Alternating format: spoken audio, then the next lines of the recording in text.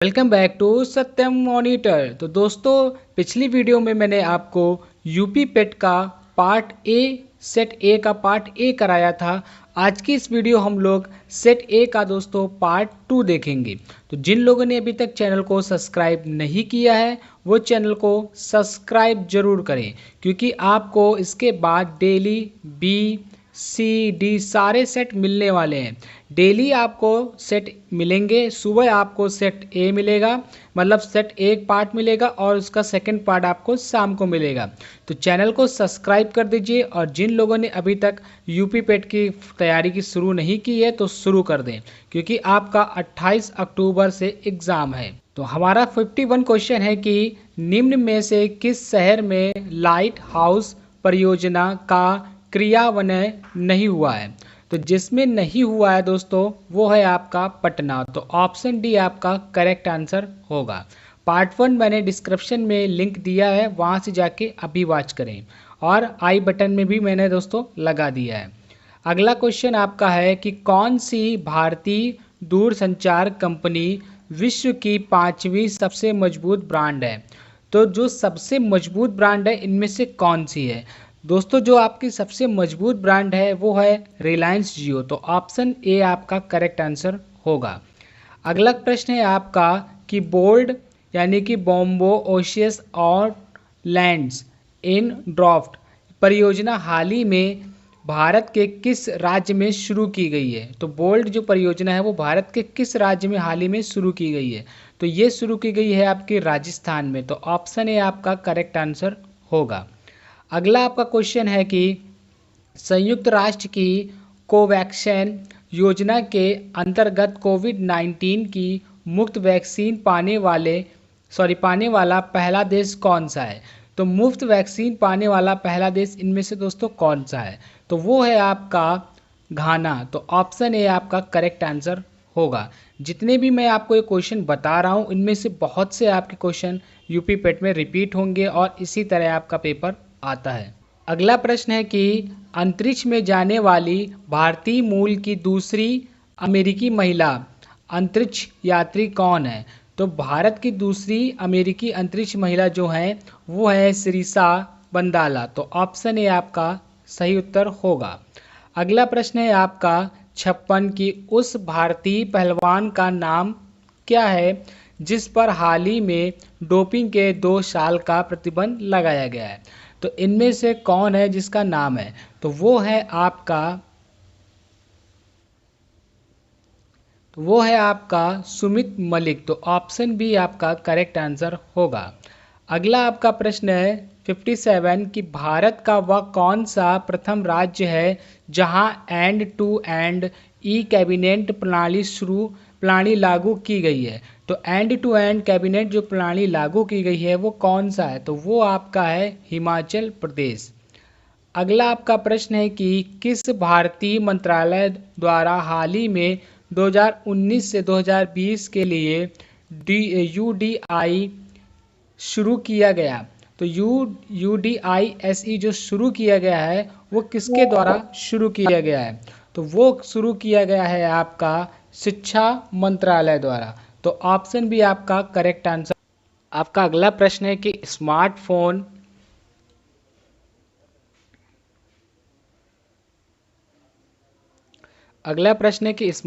निर्माता वीवो ने किस क्रिकेट खिलाड़ी को अपना ब्रांड एम्बेसडर नियुक्त किया। तो जिसको ब्रांड एम्बेसडर नियुक्त किया है वो थे विराट कोहली। तो ऑप्शन ए आपका करेक्ट आंसर होगा। अगला प्रश्न है आपका 60 की आर्टिफिशियल इंटेलिजेंस यानी कि एआई आधारित पोर्टल सुपेस भारत में किस न्यायालय के लिए शुरू किया गया था। तो सुपेस जो भारत के न्यायालय के लिए शुरू किया गया था इनमें से किसके लिए शुरू किया गया था। तो वो शुरू किया गया था आप दोस्तों ऑप्शन सी सर्वोच्च न्यायालय। ऑप्शन सी आपका करेक्ट आंसर होगा। अगर आपको किसी भी क्वेश्चन का आंसर पता है तो कमेंट बॉक्स में ज़रूर टाइप कीजिएगा। अगला प्रश्न है आपका 61 कि कितने भारतीय राज्य नेपाल से सीमा साझा करते हैं। तो इनमें से जितने भारतीय राज्य नेपाल से सीमा साझा करते हैं वो हैं आपके 5। ऑप्शन ए आपका करेक्ट आंसर होगा। अगला प्रश्न है आपका 62 की निम्न में से कोस्ट रिका की राजधानी कौन सी है। तो कोस्टा रिका की जो राजधानी है इनमें से वो कौन सी है? तो कोस्टा रिका की जो राजधानी है वो है सान जोस। तो ऑप्शन बी आपका करेक्ट आंसर होगा। अगला आपका यहाँ प्रश्न है 63 की केंद्र शासित प्रदेश लक्षद्वीप की आधिकारिक भाषा निम्न में से क्या है? तो केंद्र शासित प्रदेश लक्षद्वीप की जो आधिकारिक भाषा है दोस्तों वो है मलयालम। तो ऑप्शन बी आपका करेक्ट आंसर होगा। अगला प्रश्न है आपका 64 की भारत के संविधान के अनुसार लोकसभा के सदस्यों की अधिकतम संख्या क्या है? तो भारत के संविधान के अनुसार जो लोकसभा के अध्यक्षों की संख्या है वो है आपकी 552। तो ऑप्शन डी करेक्ट आंसर होगा। अगला प्रश्न है कि हिंदी दिवस कब मनाया जाता है? ये बहुत ही इंपॉर्टेंट है। तो हिंदी दिवस दोस्तों सितंबर 14 को मनाया जाता है, यानी 14 सितंबर को मनाया जाता है। तो ऑप्शन ए आपका करेक्ट आंसर होगा। अगला प्रश्न है कि इनमें से कौन सा देश सार्क का सदस्य नहीं है? तो सार्क का सदस्य जो नहीं है वो है आपका म्यांमार। तो ऑप्शन डी आपका करेक्ट आंसर होगा। अगला प्रश्न है कि निम्न में से किस स्थान पर अजंता एलोरा की गुफाएं स्थित हैं? तो अजंता एलोरा की जहाँ पे गुफाएं स्थित हैं वो है आपका औरंगाबाद। Option C. अगला प्रश्न है आपका कि ओणम किस भारतीय राज्य केंद्र शासित प्रदेश का सांस्कृतिक उत्सव है? तो जिस भारतीय राज्य का केंद्र का सांस्कृतिक उत्सव है वो है आपका केरल। Option B. अगला प्रश्न है आपका कि निम्नलिखित में से कौन सा ग्रह सूर्य के सबसे नज़दीक है? तो इनमें से जो सूर्य के सबसे नज़दीक ग्रह है वो है बुध। तो ऑप्शन डी आपका करेक्ट आंसर होगा। अगला प्रश्न है आपका 70 की नोबेल पुरस्कार जीतने वाले प्रथम एशियाई कौन थे? तो नोबेल पुरस्कार जीतने वाले जो प्रथम एशियाई थे वो थे रविन्द्रनाथ टैगोर। तो ऑप्शन सी आपका करेक्ट आंसर होगा। अगला प्रश्न दोस्तों आपका 71 से लेकर 75 के लिए आपको ये हिंदी का जो पैसेज दिया है गद्यांश इसको रीड करना है। तो इसको आप लोग रीड कर लीजिएगा, उसके बाद आपको इसी से छांट के आंसर बताने हैं। मैंने ऑलरेडी रीड किया हुआ है तो मैं आपको क्वेश्चन पढ़ के उसके आंसर सीधे बताऊंगा। तो आपका प्रश्न है कि विश्व में शांति क्यों आवश्यक है? तो विश्व में दोस्तों शांति इसलिए आवश्यक है ताकि मानव जाति के विकास के लिए, इसलिए मानव जाति का विकास हो सके। तो ऑप्शन ए आपका करेक्ट आंसर होगा। अगला प्रश्न है आपका दोस्तों यहाँ पे 72 कि विश्व शांति की स्थापना के लिए सबसे आवश्यक है। तो विश्व शांति की स्थापना के लिए इनमें से सबसे आवश्यक क्या है? तो सबसे आवश्यक है दोस्तों अहिंसा और प्रेम। तो ऑप्शन बी आपका करेक्ट आंसर होगा। अगला प्रश्न है आपका 73 की कठोर से कठोर हृदय को भी कोमल बनाया जा सकता है। तो किसके द्वारा इनमें से कठोर से कठोर हृदय को भी कोमल बनाया जा सकता है? तो वो बनाया जा सकता है दोस्तों इनमें से किस चीज़ के द्वारा?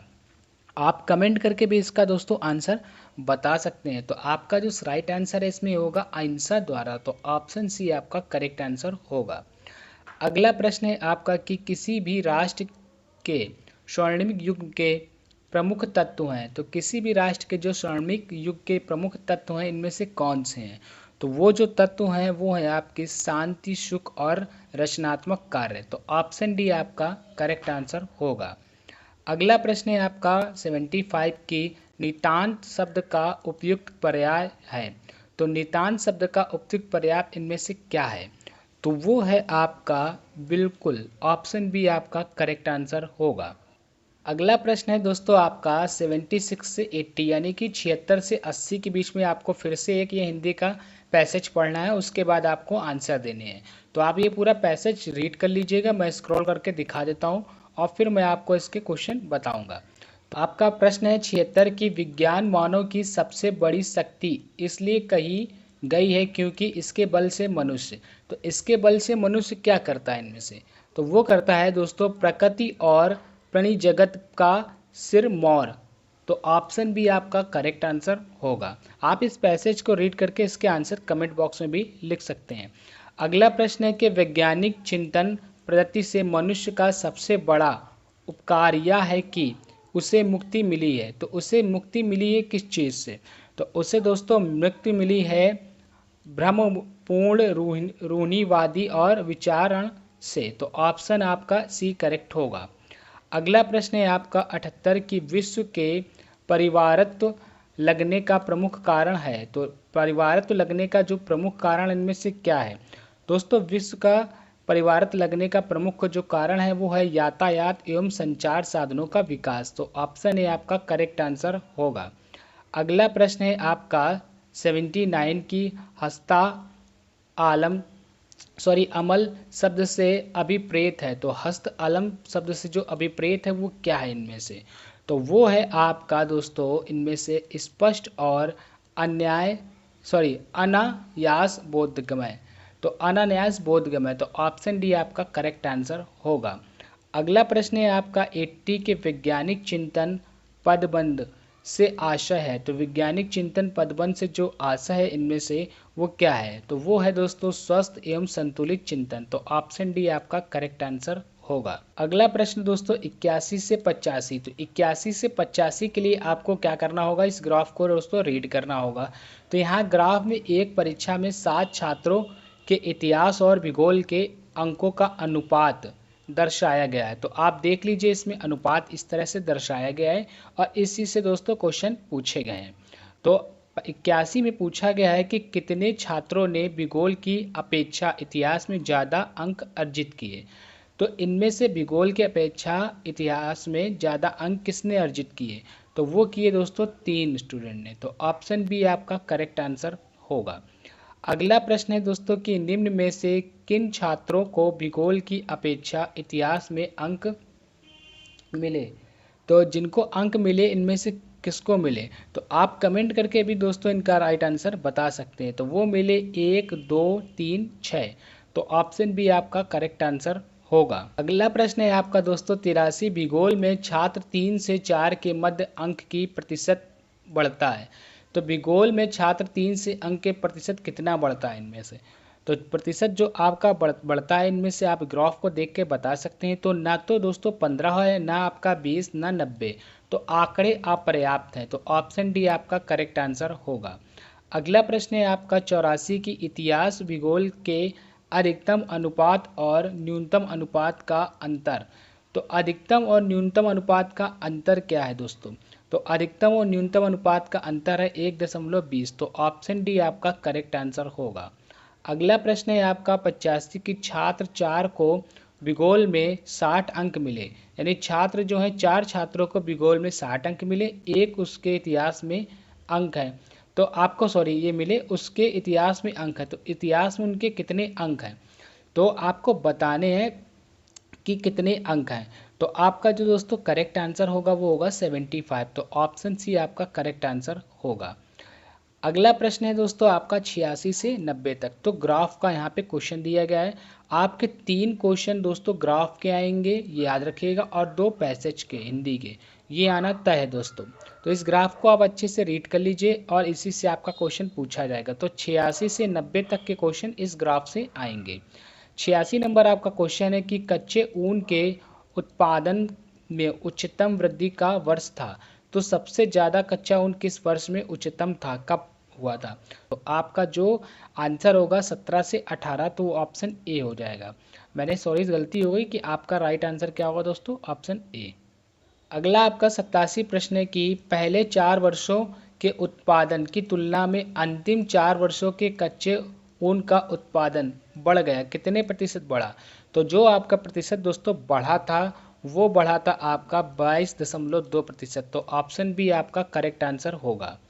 अगला प्रश्न है आपका दोस्तों 88 की 8 वर्षों के दौरान औसत उत्पादन था। तो 8 वर्षों के दौरान दोस्तों औसत उत्पादन जो था वो था आपका 62.5 मीट्रिक टन। तो ऑप्शन बी आपका करेक्ट आंसर होगा। अगला प्रश्न है आपका 89 की उत्पादन में पिछले वर्ष की तुलना में अधिकतम प्रतिशत घटत किस वर्ष रही? तो अधिकतम प्रतिशत घटत जिस वर्ष रही थी इनमें से किस में रही थी? तो आप ग्राफ देख के भी आंसर बता सकते हैं। तो आप इसका आंसर कमेंट में ज़रूर लिखिएगा, ग्राफ देखकर बताइएगा। और आपका अगला प्रश्न है 90 की 2014 से 2015 में कच्चे ऊन का उत्पादन 2019 से 20 के उत्पादन का था। तो कितना था दोस्तों? आपको बताना है। तो वो था आपका 3/4। तो ऑप्शन डी आपका करेक्ट आंसर होगा। और आगे आपको फिर से ग्राफ दिया गया है 91 से दोस्तों 95। ये आप ग्राफ दिया गया इस तालिका को देख के क्वेश्चन बताने, जो कि दोस्तों बहुत ही सिंपल आते हैं। अगला आपका प्रश्न है 91 कि किस वर्ष में सेल्समैन सी द्वारा अर्जित कमीशन पिछले वर्ष की तुलना में अधिकतम वृद्धि दर्शाता है। तो अधिकतम वृद्धि किसमें दर्शाता है, आप कमेंट करके भी आंसर बता सकते हैं। तो अधिकतम वृद्धि इसमें से किसमें दर्शाता है, तो वो दर्शाता है 2016 में। तो ऑप्शन ए आपका करेक्ट आंसर होगा। अगला प्रश्न है आपका 92 की वर्ष 2018 में बी का कमीशन पांचों सेल्समैनों के उसी वर्ष के कुल कमीशन का लगभग कितना प्रतिशत है। तो कुल कमीशन का जितना प्रतिशत आप जब परसेंटेज निकालेंगे तो आपका निकल के आएगा 19.05। तो ऑप्शन ए आपका करेक्ट आंसर होगा। अगला प्रश्न है आपका 93 की किस सेल्समैन का 2018 में कमीशन 2015 की तुलना में उच्चतम वृद्धि दर्शाता है। तो उच्चतम वृद्धि जो इनमें से दर्शाता है वो क्या है, तो वो दर्शाता है दोस्तों, आप कमेंट करके भी आंसर बता सकते हैं। तो वो दर्शाता है सी। तो ऑप्शन डी आपका करेक्ट आंसर होगा। आप ग्राफ में देखिएगा तो आपको सी देखने को मिलेगा। अगला प्रश्न है आपका 94 की निम्न में से किस वर्ष में किसी भी सेल्समैन द्वारा अर्जित उच्चतम और न्यूनतम कमीशन का अंतर अधिकतम है। तो उच्चतम और न्यूनतम कमीशन का जो अंतर अधिकतम है वो उनमें से क्या है, तो वो दोस्तों है आपका 2019। ऑप्शन सी आपका करेक्ट आंसर होगा। अगला प्रश्न है आपका 95 की वर्ष 2019 में सेल्समैन डी द्वारा अर्जित कमीशन ए द्वारा अर्जित कमीशन का लगभग कितना प्रतिशत है। तो लगभग जितना प्रतिशत है इनमें से वो कितना है, तो वो दोस्तों इनमें से कोई नहीं आपका मैच करेगा, ना तो 18 आएगा, ना तो 21 आएगा, ना तो 52, कुछ और आएगा। तो आपका आंसर क्या होगा, ऑप्शन डी, इनमें से कोई नहीं। अगला आपका प्रश्न है लास्ट 96 से 100 के बीच में। तो आपको ये फिर से ग्राफ दिया गया है, इस ग्राफ को आपको रीड कर लेना अच्छे से और उसके बाद 96 से 100 तक के क्वेश्चन का आंसर आपको देना है। तो चलते हैं सीधे क्वेश्चन की ओर। तो 96 आपका क्वेश्चन है कि निम्नलिखित में से किस महीने में खुले खातों की संख्या की औसत महत्तम है। तो खुले खातों की संख्या जो महत्तम है वो किस महीने में है, आप इसका आंसर कमेंट करके भी आप बता सकते हैं। तो वो दोस्तों है आपके सितंबर महीने में। तो ऑप्शन बी ये करेक्ट आंसर होगा। अगला प्रश्न है आपका 97 की अगस्त में खुले खातों की संख्या जून में खुले खातों की संख्या के लगभग कितने प्रतिशत कम या ज़्यादा थी। तो लगभग जितने प्रतिशत कम या ज़्यादा थी वो कितनी थी, तो वो थी आपकी 35.3%। तो ऑप्शन बी आपका करेक्ट आंसर होगा। अगला प्रश्न है आपका 98 के मई से सितंबर तक एंजल में खुले खातों की संख्या से जोरोधा में खुले खातों की संख्या का अनुपात क्या है। तो खुले खातों की संख्या एंजल में और जोरोधा में, तो उनका अनुपात क्या है। तो आप जब सॉल्व करके इसका आंसर निकालेंगे तो आपका निकलेगा अनुपात 1.04। तो ऑप्शन डी आपका करेक्ट आंसर होगा। अगला प्रश्न है आपका दोस्तों 99 के किस शेयर ब्रोकर में खुले खातों की औसत संख्या महत्तम है। तो जिस शेयर में खुले खातों की औसत संख्या महत्तम वो क्या है, तो वो है आपका ट्रेड बुल। तो ऑप्शन सी आपका करेक्ट आंसर होगा।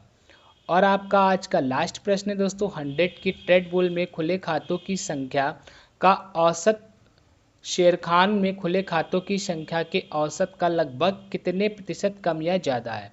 तो दोस्तों जितने प्रतिशत कम या ज़्यादा है वो है आपका 57.82। तो ऑप्शन ए आपका करेक्ट आंसर होगा। आज मैंने आपको दोस्तों यूपी पेट का सेट ए करा दिया है, ये कंप्लीट हो गया आपका 100। जल्दी आपका दोस्तों सेट बी मिलेगा और फिर सी डी। मेरे पास पूरे आपके जितने सेट एग्ज़ाम होते हैं शिफ्ट 1 में एग्ज़ाम और जो शिफ्ट 2 में एग्ज़ाम हुए थे, पूरे के पूरे मेरे पास 16 सेट्स अवेलेबल हैं। अगर आप इन 16 सेटों को लगा लेते हैं तो दोस्तों इससे बाहर आपका पेपर नहीं जाएगा। बस जीके और जीएस के कुछ जो करंट के क्वेश्चन हैं वो ही चेंज होंगे और डेली मैं आपको जीके जीएस के क्वेश्चन भी पेट पे बना रहा हूँ और डाल रहा हूँ। आप जाके प्लेलिस्ट से भी देख सकते हैं और वीडियो के डिस्क्रिप्शन में भी उनके लिंक पड़े हुए हैं। वीडियो अगर पसंद आई हो तो दोस्तों वीडियो को लाइक और चैनल को सब्सक्राइब और इस वीडियो को जितना से जितना हो सके शेयर कीजिए, क्योंकि आप 28 अक्टूबर आपकी ज़्यादा दूर नहीं है। मिलते हैं नेक्स्ट वीडियो में।